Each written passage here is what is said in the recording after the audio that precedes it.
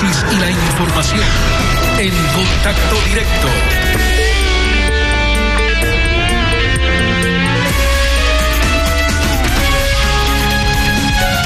Empezamos con Pablo Arosemena Marriott, presidente de la Federación Nacional de Cámaras de Comercio de Ecuador y de la Cámara de Guayaquil. Bienvenido a Contacto Directo. Gracias, Estefi, por la invitación. Un saludo cordial para todos tus televidentes. Buenos días. Hemos conversado estos días con sindicatos, representantes de trabajadores, que temen que los ajustes que está tomando el gobierno termine afectando a la generación de empleo, pero sobre todo a las condiciones laborales. Escuchemos lo que nos dijo ayer José Villavicencio del FUT. La ley no genera empleo, la ley lo que hace es regular las relaciones laborales entre empleador y trabajador. El tema de fondo es de que los empleadores lo que buscan es volver al trabajo por horas para violentar la libertad sindical, la contratación colectiva y un elemento que siempre han querido, vulnerar el derecho a la huelga. Entonces, es evidente que a ellos no les interesa generar empleo en el país, porque si les interesara generar empleo en el país, trajeran los 30.000 millones de dólares que tienen afuera a invertir en nuestro país, porque hay que invertir para generar demanda. Si hay demanda hay producción, y si hay producción hay empleo. ¿Cómo propone solucionar el tema del trabajo por horas, por ejemplo? Bueno, primero aprovechar para felicitar a todos los trabajadores, empleadores y trabajadores por el Día del Trabajo, y desde la Cámara de Comercio de Guayaquil creemos que la mejor manera de celebrarlo es trabajando, así que así vamos a estar el día de hoy. Y luego, ya entrando al tema en detalle, los comerciantes creemos que el código de trabajo se ha convertido verdaderamente en un código de desempleo. Ahí está el problema, porque es un código, una ley laboral que tal vez privilegia a una minoría que tiene trabajo, pero lo hace en detrimento de la mayoría de ecuatorianos que no lo tienen y que lo quieren tener. Entonces, tenemos que ponernos de acuerdo primero en el diagnóstico. ¿Por qué tenemos el problema de la falta de empleo en Ecuador?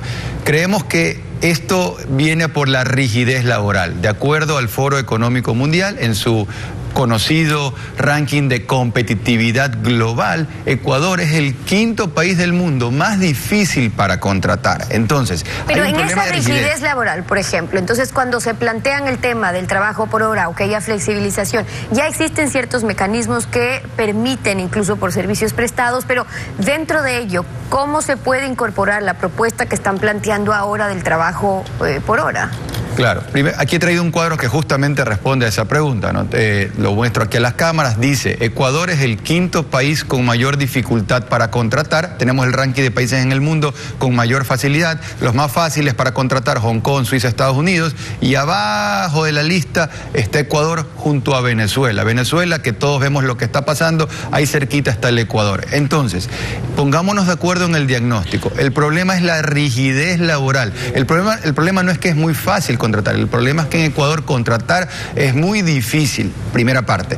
Segunda parte, si estamos de acuerdo en el diagnóstico, vamos a las propuestas. La Cámara de Comercio de Guayaquil, la Federación Nacional de Cámaras, tiene la propuesta de empleo para todos. A todos los comerciantes nos conviene que todos tengan más dinero en el bolsillo para poder girar ese dinero. Claro, el tema es que eso suena a propuestas generalizadas, y de hecho el diagnóstico hoy podría ser consensuado. Todos saben por qué pasa lo que está pasando, todos están de acuerdo con que hay que generar empleo. Donde no se están sentando en la mesa a conversar o a dialogar es ya a definir con punto y coma cómo se puede ya pragmar esto, o en ley o en cambio o en reforma, llegando a acuerdos. Por ejemplo, propuestas puntuales sobre cómo llegar al tema del trabajo por horas, o si hablan de la flexibilización laboral en cuanto a las horas, no solo de por horas. Entonces, cuando ya hablamos sobre eso, son evidentes las diferencias y en el diálogo no encuentran consensos.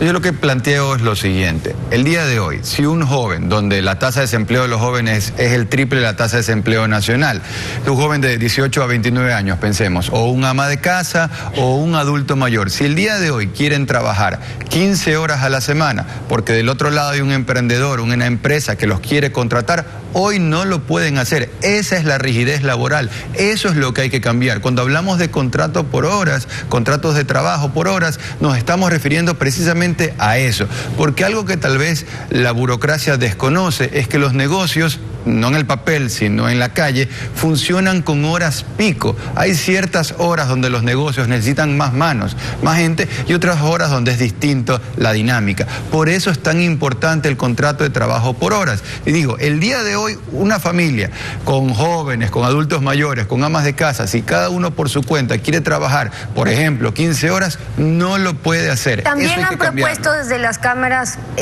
flexibilizar la jornada laboral con otras propuestas, por ejemplo, 40 horas en 3 días y medio, o bajar la jornada a 35 horas entre semana para que trabajen el fin de semana sin que tengan que pagar horas complementarias. Pero esa sería una solución, o precarización, como dicen los trabajadores, cuando no se haría una diferenciación de lo que es trabajar el fin de semana. Recordemos que las personas que dicen estar hablando a nombre de los trabajadores realmente lo están haciendo a nombre de una pequeña minoría de personas que tienen un trabajo formal, y aún son muchos menos los que están sindicalizados. La realidad de las cosas es que la mayoría de las personas en el Ecuador son aquellos que quieren trabajar y no tienen un trabajo formal. Son 5 millones de ecuatorianos versus 3 millones de ecuatorianos que tienen ese trabajo formal.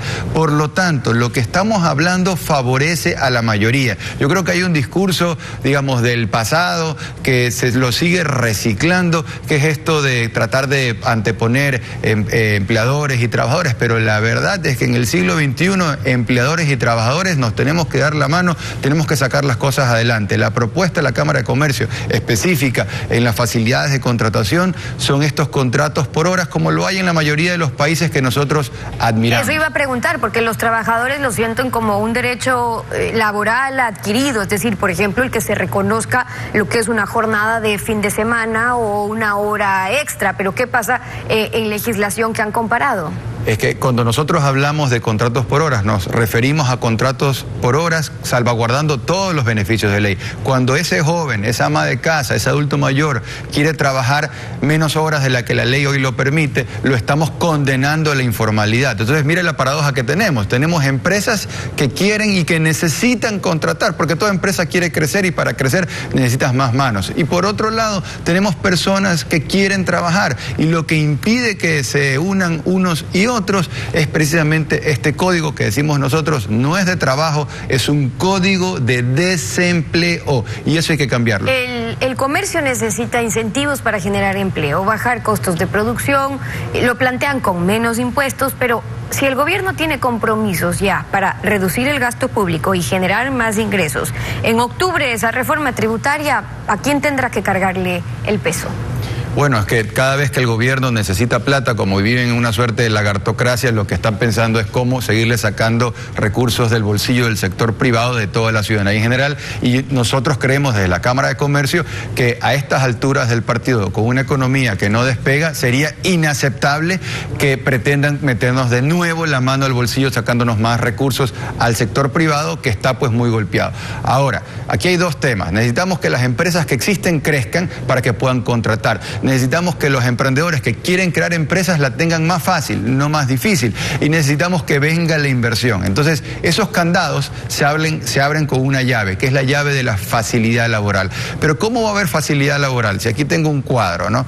Hace poco Ecuador tenía contratos a plazo fijo. Hoy, pues Ecuador, hay los países en el mundo que prohibieron el contrato a plazo fijo. Hay 2 países que recientemente lo han hecho. Ecuador en Sudamérica y Zambia en el África. Entonces, Ecuador está haciendo cosas que hace Zambia en el África. No tiene sentido, por el amor de Dios. Eso es lo que hay que cambiar. En medio de estas políticas para reducir el gasto público, con la intención de hacerlo, y hasta los compromisos con el FMI para llegar a una meta en 3 años que para muchos no va a ser viable cumplir, las empresas públicas en el gasto siguen creciendo. ¿Qué pasó, por ejemplo, en el primer trimestre del año con las empresas estatales versus el primer trimestre del año pasado? Las empresas públicas del Estado siguen despilfarrando recursos hasta el día de hoy. Este año, en relación al año pasado, siguen despilfarrando en burocracia, en compras públicas. Esa despilfarra no ha sido frenada. Por eso es importante que el gobierno se ajuste bien la correa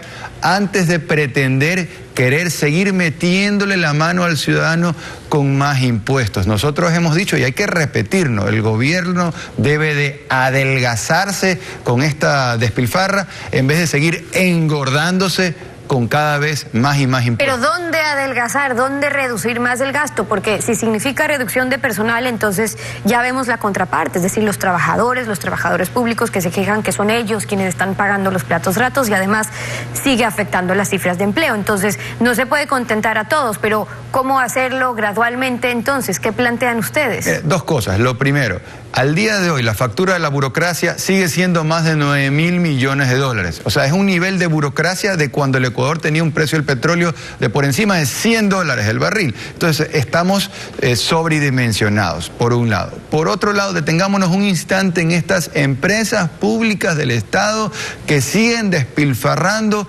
los recursos. Tenemos empresas públicas que hasta hace poco se decía que estaban a la venta, que las iban a cerrar, que más valía que no existieran, y resulta que siguen ahí vivitas y coleando, siguen tratando de hacer nuevas inversiones que son una despilfarra. Me refiero a empresas como TAME, como Flopec, y tantas empresas públicas que cuando uno realmente pone la lupa, tú ves que no hay pues las rentabilidades que supuestamente te dicen que tienen. Porque recordemos que las empresas públicas tienen privilegios tributarios, no pagan todos los impuestos, no compiten en la misma cancha que el sector privado. Las empresas públicas del Estado siguen despilfarrando y eso deben de frenarlo. Si no, ni siquiera nos podemos sentar para hablar de que suban impuestos. Y esas son las propuestas de Pablo Arosemena Marriott, el presidente de la Federación de Cámaras de Comercio. Gracias por venir a Contacto Directo.